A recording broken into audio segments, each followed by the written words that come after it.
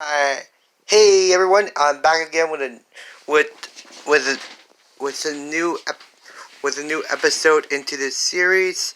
I'm really sorry that I haven't been uploading of lately because of this stupid quarantine. Not the best day of my life. Has never been the best day of my life, really. Uh, yeah. That and I had to catch up on a lot of videos. Like Kid Zeus's videos. I like the two videos that he made, like what if Deku was trained by Batman. The other one was Blue Beetle. Yeah, that one was awesome. It was incredible. I also had to catch up on Ryan Trunky's videos. Yeah. I also had to catch up on some Wattpad stories that I haven't read for quite a while.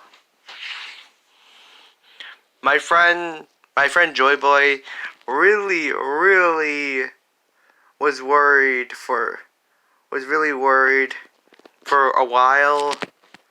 I mean, not being allowed to leave your own house? Seriously, that is like hell for the guy. Like literally. Anyway, last time we left anyway, let's okay.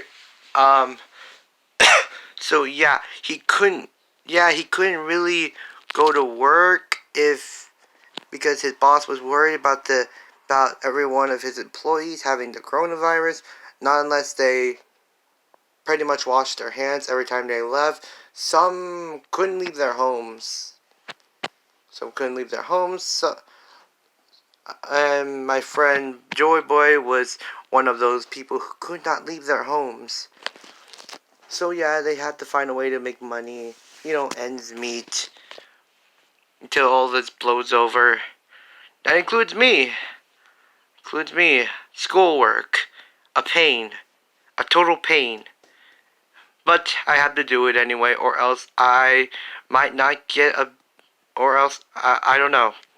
Anyway, summer is near. I might make more videos more often than usual. I started being a YouTuber when it was about last year, I guess. Last year? Yeah, last year. Last year it was. I started being a YouTuber, and it was also the beginning of me becoming a Wattpadder. Becoming a what? And also my friend Joyboy also becoming a person of Wattpad. We give each other ideas for future stories.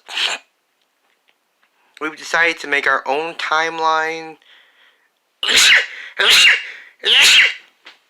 We decided to make our own character. His name is Leo. A character that has many different alternate versions of himself. And possibilities of him in that different world of My Hero Academia. So yeah. Well, anyway, let's get into the video. Recap. Last time we left off, Todoroki and Bakugo practically nearly destroyed the stadium. Like, literally, their battle was roaring. Yeah, I decided to change some things. So yeah, don't hate me, bro. Don't fucking hate me. Anyway, Todoroki won against Bakugo. Bakugo ended up with some second to third degree burns, and his spine nearly broke. Like literally, it nearly snapped off, and including his arm. That explosion would have taken away both his arms. Yep, that's how strong the explosion was. But he used his own explosion to to push to lessen the destruction for himself. All Might also had to interfere in the had also interfered, grabbing both Cementos and Midnight and creating small pressure waves, sending it in the arena to lessen the damage. It worked, but still, Bakugo still ended up getting injured and second to third degree burns. And Todoroki practically whining like a little baby because he used his left side. Get over it, dude. I, the storyteller, say so. Get over it. It's your goddamn power, not his. Damn. Anyway, and Leo practically finding out about and Leo being told by Izumi by Midoriya about what happened between her and Endeavor and why Todoroki acts this way, which made him livid and made him want to go kick Endeavor's ass. But his sister stopped him, including Midoriya. They both stopped him, and they took a 1 hour long ass break. So now we skip to Izumi and Leo. Quickly skipping to Izumi and Leo. Okay, guys, I'll narrate as either of them. I don't know. Leo first. Leo.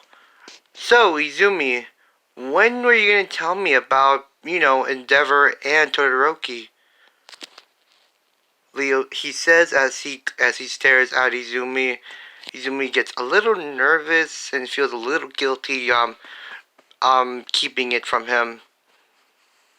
Well, it happened when Todoroki wanted to talk to me.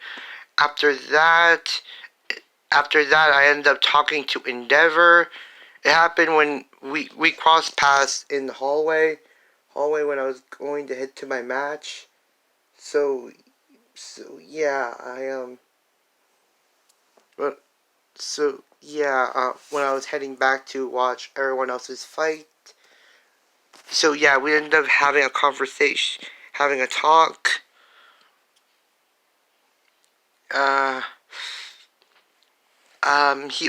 He kind of didn't hide the fact that he wanted me to marry his son for, to create a stronger grandchild. Leo stops in his track, and Izumi gets worried. Izumi also begins to sweat a lot. If I got this clear, the asshole wanted you to marry his son, wanted an arranged marriage so he can have a goddamn powerhouse of a child? Of a grandchild? Is that what you're telling me, Midori? Yes. Wait, Leo, don't do anything you might regret later, okay? Calm down, I didn't agree. So there's no need to worry. I am going to kill him. I'm going to brutally murder him. Calm down. Then his sister comes along saying, not again. And practically Leo gets so angry that he ends up flying in the air, searching for Endeavor, and he practically finds him, and practically rockets towards him. And his sister interferes. Endeavor turns around and sees nothing. Thought that he felt like someone was about to hit him, but just ignored it and just scoffed and kept walking away. Him and his sister end up crashing into a tree. Which Leo almost ended up passing out, including his sis. Leo, you need to control that anger. I know, sis, but Endeavor's a total dick. An asshole. By the way, any kids who are watching this, just don't. This is not yours to watch. You should not watch this. It is only for those who are 13 or above. So no for you. Izumi came over using One for All to to see the two of them are okay.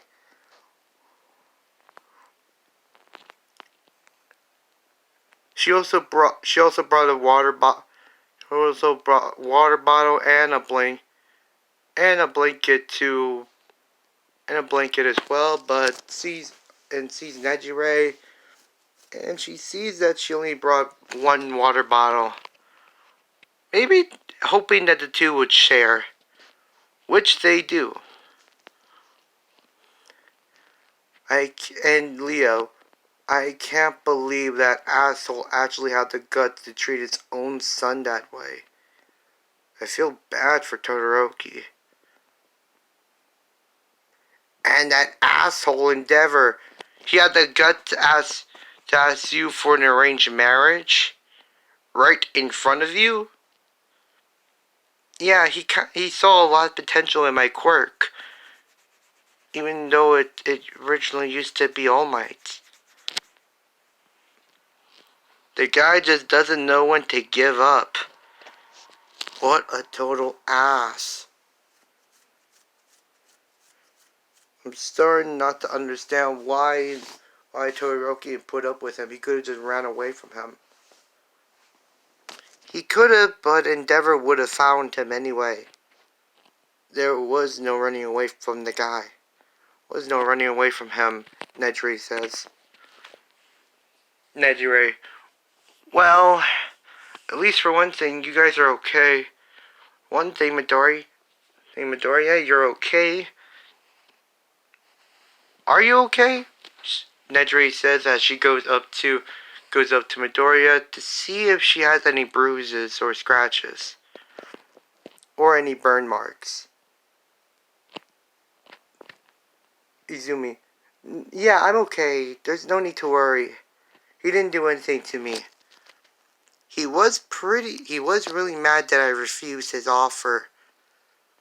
That I refused the arranged marriage.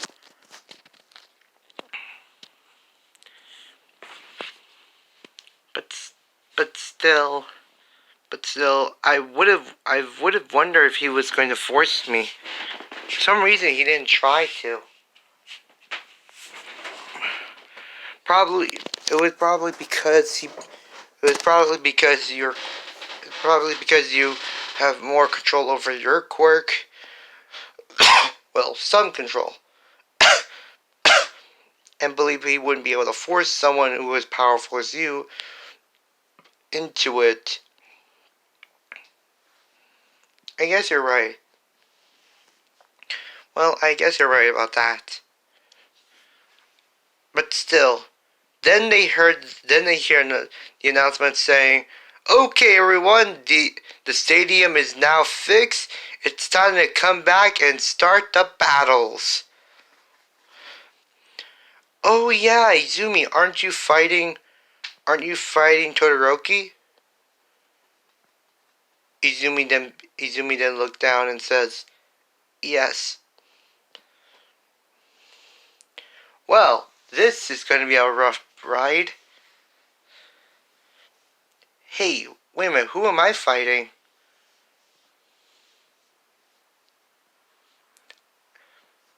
They began to look at the. So yeah, I'm gonna make it in the, like at the Pokemon world, they can see who they're gonna fight on tablets. I'm gonna make it so they could see and it's. So yeah, they go to the front desk to see who Leo is gonna be fighting up against, and it's Ashido. Leo says, "Oh, Ashido? She's gonna be easy." Ashido, unknown to them, Ashido is right behind them, and hears that she'll be fighting against Leo after Midoriya's fight, which, by the way, not a good thing for her, since she can't fly. Since she's going to be fighting someone who can also fly.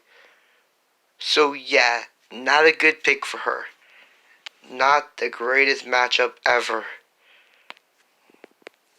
Ashido begins to sweat in the background and get worried and think that maybe she should drop out. but Kirishima comes along and practically motivates her to keep going. This gets her motivated, but still that's not going to change the outcome. Anyway, Todoroki and Midoriya. They get onto the stage and Todoroki says, Midoriya, I'm going to win. I'm going to show my old man that I don't need his power. Izumi, Todoroki, please. Forget your father. Forget your father. You should only concentrate on yourself, not on anyone else. This is everyone here is giving it their all. Why shouldn't you be the one who gives it their all? What did my father pay you? No, he didn't. Then the fight starts and Todoroki just scoffs and just begins to shoot ice towards Midoriya. Izumi jumps into the air, landing in front of Todoroki, punching him in the gut. Practically punching him in the gut, making him spit out some saliva and shoot some ice towards her. But she dodges. And but she runs around the ice and goes over to Todoroki and punches him in the gut again making him spit out more saliva, making him hold his stomach in pain. Todoroki says, "Damn it, she's fast." He begins to shoot out more ice as he tries to think of a plan. Izumi yells at him to use his fire, but Todoroki just doesn't listen to her. Just wants her to shut up. He says, "Shut up already!" He says as he shoots a big glacier of ice at her, but ends up missing her. After that he doesn't miss it. Instead, Izumi powers up a big smash. A big smash and can practically feel the strain in her arm. She went about 80% of One for All. She can feel a massive strain on her arm, and it pretty much hurts.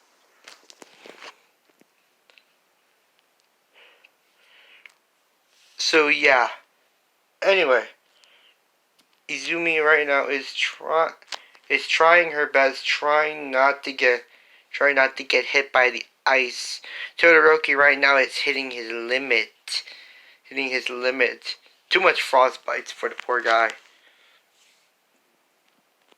Izumi tries again to get Todoroki to use his fire side, in which he has that awakening moment like in the original anime. His left side begins to lit and fire, and he begins to fight with both sides. Izumi smiles, and they begin to charge up their attacks. Full power, 100%. Cementos and Midnight tried to interfere again, but it's just too late. It causes a bigger explosion than the last one. Again, All Might had to come in and intervene, grabbing both of them again and creating small pressure waves.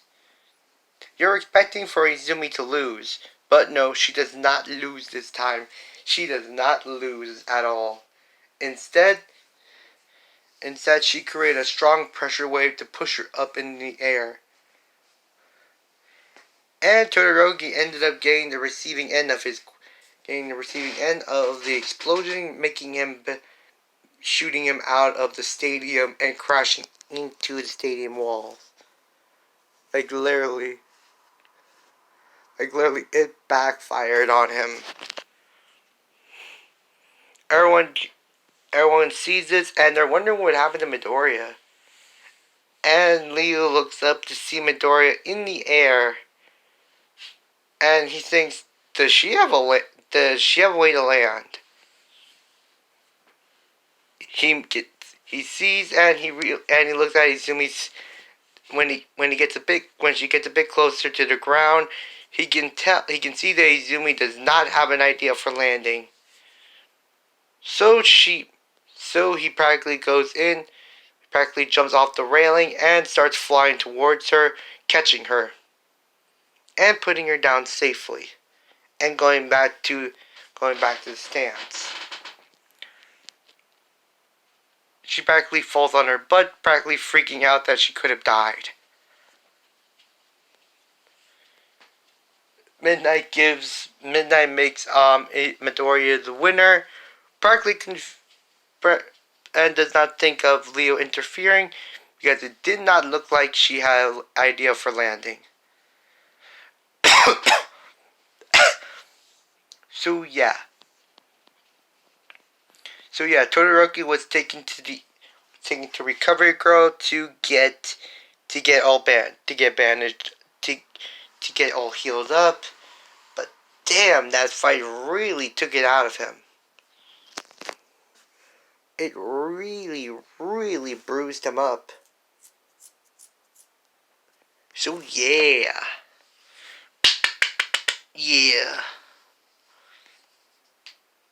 Sorry, that was me cracking my fingers. Anyway, that is how it all went on. The fights. Now it's time for Leo and Ashido. Well, they did put in for an hour-long break, but I'm not going to go through that, so we're time skip from the break. Now it's Leo versus Ashido. Then the fight starts. Ashido throws acid at Leo, but Leo dodges out of the way. And is on the defense, trying not to get hit by her acid.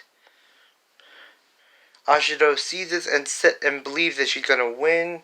She throws more acid, but Leo ends up creating a big giant shockwave emitting from his body, shooting it outwards. He cuffs both his hands and creates a huge blast, swirling shockwave, which, by the way, shoots Mina out of the stadium, making her crash into the wall. Leo says, "Oh God, I didn't think it was that powerful," he says, going over to her, and sees that she practically passed out. Midnight declares Leo the winner, and Leo goes over to her and starts carrying her to Recovery Girl.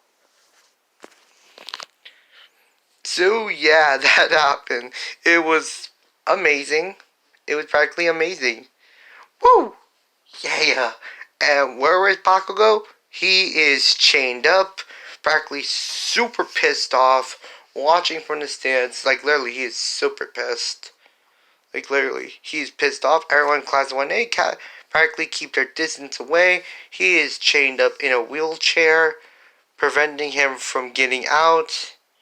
So, yeah, it was a bit crazy. Bakugo acts like a feral animal.